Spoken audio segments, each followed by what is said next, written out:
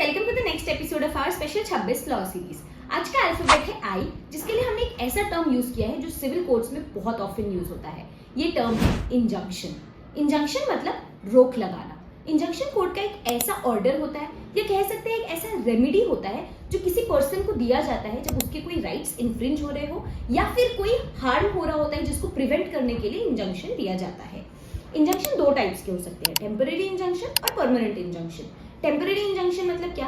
जब तक कोर्ट का कोई डिसीजन नहीं आया है, कोई हियरिंग कंप्लीट नहीं हुई है, पर कोर्ट को ऐसा लगता है कि शायद आपके कोई राइट्स इन्फ्रिंज हो रहे हैं, तो किसी एक्टिविटी को रोकना बहुत जरूरी है, नहीं तो वो कुछ इरिपेरेबल डैमेजेस कर सकता है।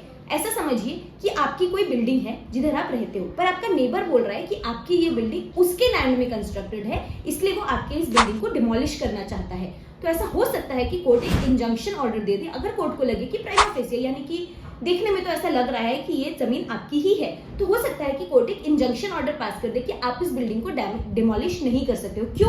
क्योंकि ये ऐसे डैमेजेस कॉज करेगा जो इरिपेरेबल है, राइट? तो इसको हम टेम्पररी इंजंक्शन कहते हैं। वही परमानेंट इंजंक्शन क्या होता है? समझ लीजिए सारे एविडेंसेस और सब कुछ को देखने के बाद कोर्ट इस कंक्लूजन पे आती है कि ये जमीन आपकी ही है and your neighbour has nothing to do about it. तो कोर्ट इसमें परमानेंट इंजंक्शन इशू कर सकता है कि आपका नेबर कभी भी आपके इस बिल्डिंग या लैंड के साथ दखलंदाजी नहीं कर सकता है। So this was about permanent injunction and temporary injunction. अब आप मुझे कमेंट सेक्शन में एक बात बताओ, क्या हम इंजंक्शन ले सकते हैं अगेंस्ट कोई government authority? Tell me yes and no in the comment section.